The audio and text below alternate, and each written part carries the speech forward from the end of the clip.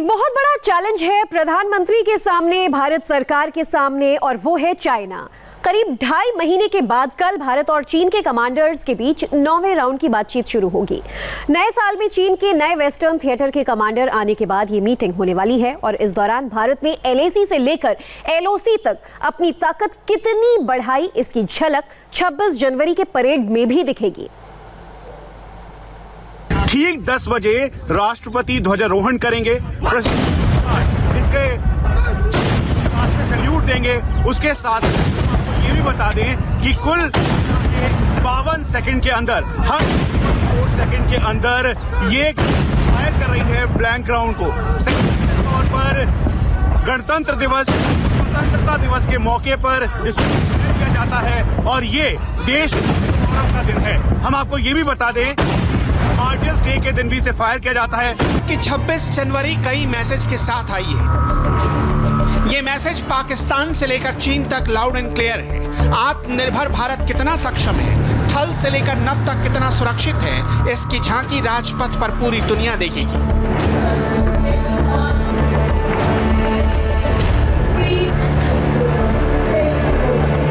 पराक्रम से भरे कदम ताल की ये गूंज बता रही है देश के सम्मान से किसी कीमत पर समझौता नहीं होगा। कोरोना काल में इस बार गणतंत्र दिवस में काफी कुछ अलग होगा तो काफी कुछ पहली बार भी होगा। इस बार जिसका सबसे ज्यादा इंतजार है वो है फाइटर प्लेन राफेल, जो पहली बार परेड का हिस्सा बनेगा। आसमान में एकलव्य फॉर्मेशन में राफेल उड़ान भरेगा। एकलव्य फॉर्मेशन में 1 राफेल, 2 जैगवार और 2 MiG-29 होंगे। परेड में हिस्सा लेने वाले एक राफेल प्लेन को महिला पायलट फ्लाइट लेफ्टिनेंट भावना कांत उड़ाएंगी। कितना इंस्पायरिंग होगा वो दिन आपके लिए, खुद के लिए भी, और बाकी जो लोग देख रहे हैं? आई थिंक बाकियों से ज़्यादा, सबसे ज़्यादा इंस्पायरिंग मेरे लिए ही होगा। बचपन से जिस रिपब्लिक डे को देखते हुए आ रहे हैं, उस रिपब्लिक डे में खुद शामिल होकर के जो फीलिंग है, जो मोटिवेशन है, वो अपने आप में ही एक अलग एहसास है। ये पहला मौका होगा जब रफाल लड़ाकू विमान गणतंत्र दिवस के मौके पर इस राजपथ के आसमान को चीरते हुए भारतीय वायुसेना के motto touch the sky with the glory को साबित करते हुए दिखाई देंगे। ये रफाल लड़ाकू विमान 4.5 जनरेशन के ओमनी रोल हैं और 17 स्क्वाड्रन, जिसे गोल्डन एरोज कहा जाता है, उस स्क्वाड्रन का हिस्सा है। इस समय जोधपुर में फ्रांस और भारत की एयरफोर्स की जॉइंट एक्सरसाइज हो रही है, इसलिए जोधपुर से फ्लाई करते हुए रफाल लड़ाकू विमान महज 7 सेकंड के लिए इस राजपथ के पूरे डायस के ठीक सामने, जहां पर सुप्रीम कमांडर होंगे, ठीक सामने इसी आकाश में मैनोवर करते हुए दिखाई देंगे। एकलव्य फॉर्मेशन राफेल तो गरुड़ फॉर्मेशन के 1 C-17, 2 MiG-29 और 2 सुखोई अपना शौर्य दिखाएंगे। इसके अलावा सुखोई MKI-30 का त्रिशूल फॉर्मेशन भी देखने लायक होगा।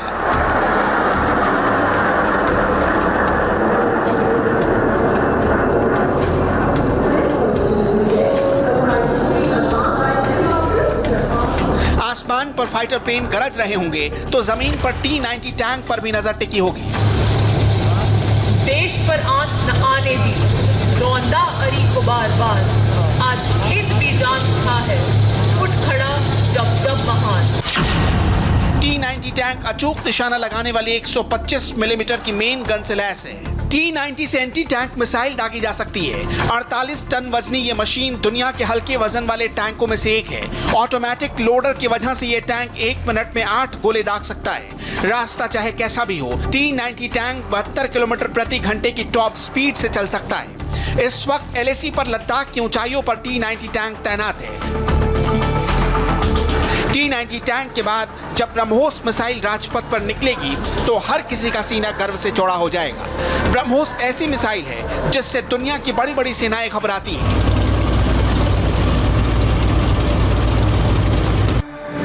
पूरे विश्व की पहली supersonic missile regiment BrahMos 2.8 Mach speed से दुश्मन के खेमे को 400 किलोमीटर तक ध्वस्त करने की काबिलियत के साथ ये ब्रह्मोस राजपथ पर देश को गौरवान्वित करते हुए नजर आएगी। और ये ब्रह्मोस सुपरसोनिक मिसाइल, इसका नेतृत्व कर रहे होंगे कैप्टन कमरुल जमन। कितना बड़ा दिन होगा आपके लिए, खासतौर पे जब आप आगे होंगे सैल्यूटिंग डायस पर, उस 3 सेकंड पे राष्ट्रपति को सैल्यूट करते हुए नजर आएंगे और ब्रह्मोस के इस वेपन को आप लीड कर रहे होंगे। हाँ, सबसे पहले जय हिंद। आप जब एक तो सबसे बड़ी उपलब्धि ये है कि दुनिया की सबसे पहली सुपरसोनिक क्रूज़ मिसाइल का कंटिंजेंट कमांडर बनने की मुझे वो मिली है इस बार। और जब आप चीफ ऑफ आर्मी स्टाफ के सामने इतनी जल्दी सर्विस में सल्यूट करने का मौका आपको मिलता है, जब आपको पूरा देश देख रहा होता है और आप रिपब्लिक डे परेड में अपने यूनिट को रिप्रेजेंट करते हैं, आई डोंट थिंक इससे बेटर कोई मौका होगा किसी की लाइफ में। ये पहली विश्व की सुपरसोनिक मिसाइल रेजिमेंट है। कितनी रेंज है ब्रह्मोस की और कितना लीथल है ये सुपरसोनिक 2.8 मैक की स्पीड? ये 400 किलोमीटर तक आप वार कर सकते हैं दुश्मन के ऊपर, जहाँ पे अगर आप बात करें क्रूज़ ऑल्टीट्यूड की तो ये 15 किलोमीटर की ऊंचाई तक जाती है। और इस वजह से ये किसी भी रडार सिस्टम के लिए बहुत मुश्किल है इस मिसाइल को लोकेट करना। अपग्रेडेड शिल्का ये वो हथियार है जिसके आसपास 2.5 किलोमीटर तक कोई दुश्मन का विमान आने की जरूरत नहीं करता। इसके वार से बच पाना नामुमकिन है।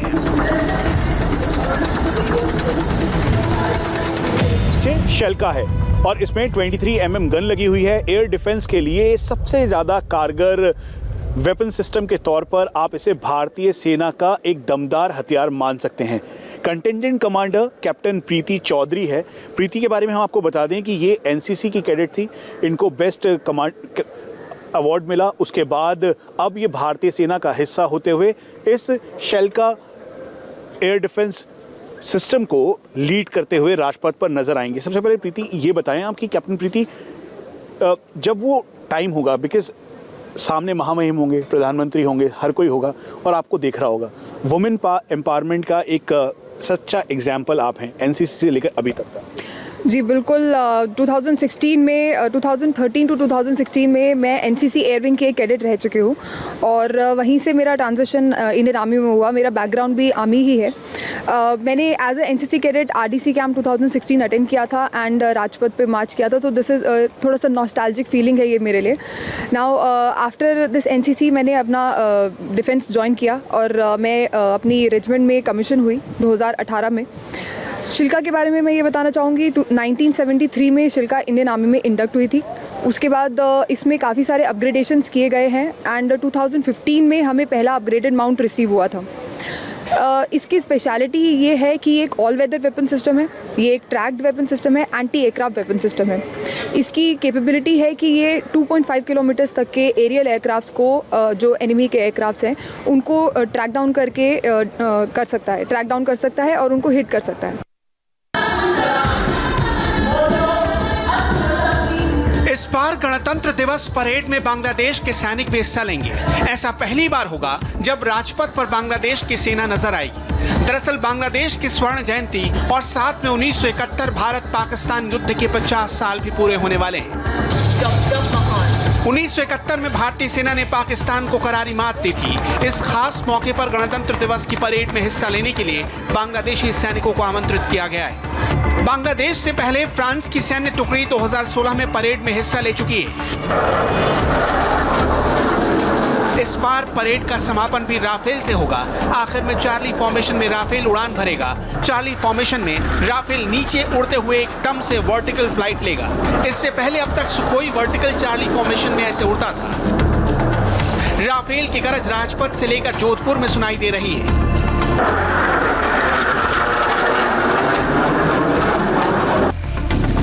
जोधपुर में भारत और फ्रांस का संयुक्त एयरफोर्स युद्धाभ्यास डेजर्ट नाइट 21 चल रहा है, जो 20 जनवरी से 24 जनवरी तक चलेगा, जिसमें फ्रांस के 173 सैनिक, 4 राफेल, एक A330 tanker, A400M military transport मौजूद है, जबकि भारत की तरफ से Rafale, Sukhoi, Mirage 2000, IL-78 refuelling aircraft, अवाक्स विमान शामिल। वार जोन में राफेल कैसे ऑपरेट करेगा, सुखोई के साथ कैसे कोऑर्डिनेट करेगा, राफेल पर इंडियन पायलट्स का कितना कमांड आ गया है, ये जानने के लिए डेजर्ट नाइट युद्धाभ्यास बेहद जरूरी था। वॉर एक्सरसाइज में फ्रेंच और इंडियन पायलट्स ने साथ उड़ान भरी। इस एक्सरसाइज से क्या आउटपुट मिला, किसने कितना जाना, क्या सीखा, वो दोनों देशों के पायलट से खुद सुन लीजिए। Rafale is a very easy to use aircraft. Rafale को उड़ाना बेहद आसान है। रफाल के अंदर काफी कुछ ऐसा है जो पायलट्स के काम को काफी आसान कर देता है। भारतीय पायलट्स ने रफाल पर शानदार काम किया है। उन्होंने हमारे साथ परफेक्ट एक्सरसाइज की है, हर एक टैक्टिक्स दिखाई जैसे कि हम करते हैं, क्योंकि रफाल बहुत आसान है, आप बड़े आराम से इस पर ट्रेनिंग ले सकते हैं। And you can be proficient like that, like a single click.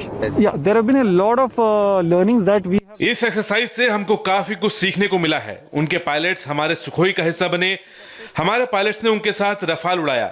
हमने एक दूसरे की सबसे काबिल टैक्टिक्स सीखी, अलग अलग हालातों में वो क्या कहते हैं और हम क्या करते हैं, ये हमने सीखा। हम दोनों काफी कुछ यहाँ से लेकर जाएंगे। We do in different situations, and I'm sure both of us will be taking great lessons from here. इस युद्ध अभ्यास का कितना महत्व है, इसका अंदाजा इस बात से लगा सकते हैं कि CDS Bipin Rawat desert knight 21 देखने खुद गए थे। राफेल का रोल एलओसी और एलएसी दोनों जगहों पर बेहद अहम है, इसलिए डेजर्ट नाइट युद्ध अभ्यास पर प्रेस कॉन्फ्रेंस हुई तो खुद air chief marshal Rakesh Bhadauria आए। विशेष चीज मैं ये बोलूँगा कि दोनों की तरफ से लेटेस्ट एयरक्राफ्ट थे, रफेल थे, हमारी तरफ से दूसरे कॉम्बिनेशन भी थे, एंड एक लेटेस्ट कैपेबिलिटी वाइज जो यूज़ होता है, दैट मीन्स एवैक्स, AEWC, हमारी तरफ से रफेल Su-30 मिराजेस, उनके Rafale MRTT air to air refuelling A400, okay, so उन सबको मिला के जो जिस लेवल पे ये एक्सरसाइज की गई विद इन 3 to 4 days, 3.5 दिन थे खाली, वो एक बहुत अच्छा था। सो दोनों की प्रोफेशनलिज्म इसमें दिखता है कि कम समय के बावजूद थोड़े ही 2-3 दिन में एक्सरसाइज को बहुत हाई लेवल तक ले जाया गया, एंड इसके रिजल्ट्स दोनों के लिए बहुत अच्छे हैं। राफेल का खौफ पाकिस्तान और चीन दोनों देशों में महसूस भी किया जा सकता है। एलएसी पर हालात नाजुक हैं। अभी भी दोनों देशों की सेनाएं आमने सामने खड़ी हैं। चीन ने 10,000 सैनिकों को पीछे हटाया था, लेकिन वो एलएसी पर नहीं, बल्कि करीब 150 किलोमीटर पीछे थे। चीन पर भरोसा नहीं किया जा सकता है, लेकिन चीन को जवाब देने के लिए इंडियन एयरफोर्स पूरी तरह से तैयार है। एयर चीफ ने चीन को क्लियर कट वार्निंग दे दी है। चाइना जो है वो अग्रेसिव हो सकता है, तो ऐसे में इंडियन एयरफोर्स की तैयारी इस वक्त कैसी है? क्या अभी भी कंटिन्यू फ्लाइंग हो रही है उन सब इलाके में, खासतौर पर रफाल फ्लाई कर रहे हैं उस तरफ? हाँ, सब तैयारी चल रही है। अगर वो अग्रेसिव हो सकते हैं तो हम भी होंगे, हमारी तैयारी पूरी है। राफेल के आने से भारत की ताकत में कितना इजाफा हुआ, वायुसेना की रणनीति, युद्ध नीति में कितना फर्क आया, ये भी समझना बहुत जरूरी है। फाइटर प्लेन से 3D मैपिंग की तकनीक ना पाकिस्तान के पास है और ना ही चीन के पास। 3D मैपिंग वॉर जोन में पायलट को दुश्मन से एकदम आगे रखती है। राफेल ने चीन को कैसे और कहां टारगेट करना है, इसकी लिस्ट तैयार कर ली है। राफेल की मुख्य ताकत उसकी मिसाइल है, जो उसको सर्वशक्तिमान बनाती है। राफेल में air to air missile Meteor है, जिसकी रेंज 150 किलोमीटर है। इसके साथ देश में ही तैयार हो रही अस्त्र मिसाइल भी लगेगी, यानी अब Rafale made in India missile से हमला कर पाएगा। अस्त्र मिसाइल की रेंज करीब 100 किलोमीटर होगी। मीटियोर के मुकाबले अस्त्र सस्ती होगी। वहीं तीसरी मिसाइल है मीका, जो मिराज में भी इस्तेमाल होती है। इसकी रेंज है 80 किलोमीटर। अगर युद्ध हुआ तो एलएसी और एलओसी पर राफेल का सबसे खतरनाक हथियार होगा storm shadow missile. Storm shadow cruise missile की रेंज 550 किलोमीटर है। अगर राफेल इसे सिर्फ भारत की सरहद के अंदर से ही उड़ते हुए लॉन्च करेगा तो वो पूरे पाकिस्तान को कवर करेगी। वहीं चीन और तिब्बत में 500 किलोमीटर के दायरे में कोई भी मिलिट्री बेस इसकी जद में होगा। राजपथ से विजय पथ तक राफेल भारतीय सेना की सबसे बड़ी ताकत है। एलओसी हो या फिर एलएसी, राफेल हर मिशन के लिए परफेक्ट है। ये चीन और पाकिस्तान भी जानते हैं।